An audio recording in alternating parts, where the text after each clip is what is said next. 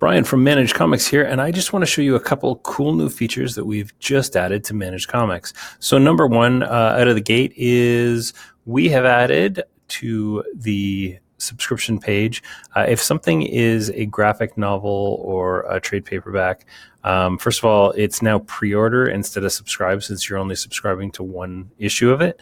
And secondly, we added this in stores, so just the expected in-store date, which is sent to us from Diamond.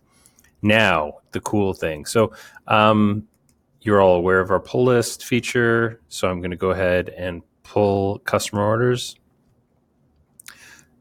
Pre-selects the things that are ready to be pulled. I'm going to go ahead and pull regular orders.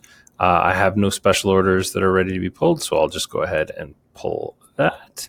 Now, there's my stuff that's going to be pulled this week. And this is the cool new feature, is now I can add a note here. Let's say holiday hours coming soon. And when I hit confirm selection and send it out, I get a nice pretty email, and so this is your current subscriptions for this week. And then they get this feature at the bottom, which we'll talk about anything you want to talk about. In this case, I'm talking about holiday hours and the stuff that is going on for holidays.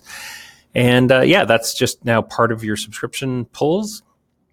The other feature that we've added to subscription pulls is that if you do your pulls like Sunday, Monday, Tuesday, the email now won't go out till Wednesday morning. So it won't prompt people to come into your store till Wednesday morning because their comics aren't available for pickup until Wednesday morning. So yeah, that's just a feature we've added so that emails aren't going out in advance of things that they don't have access to, because we've heard from some of you that that gets frustrating for customers. So we don't want to frustrate your customers.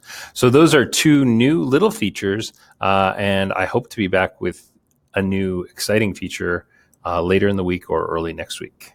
Thanks, and take care.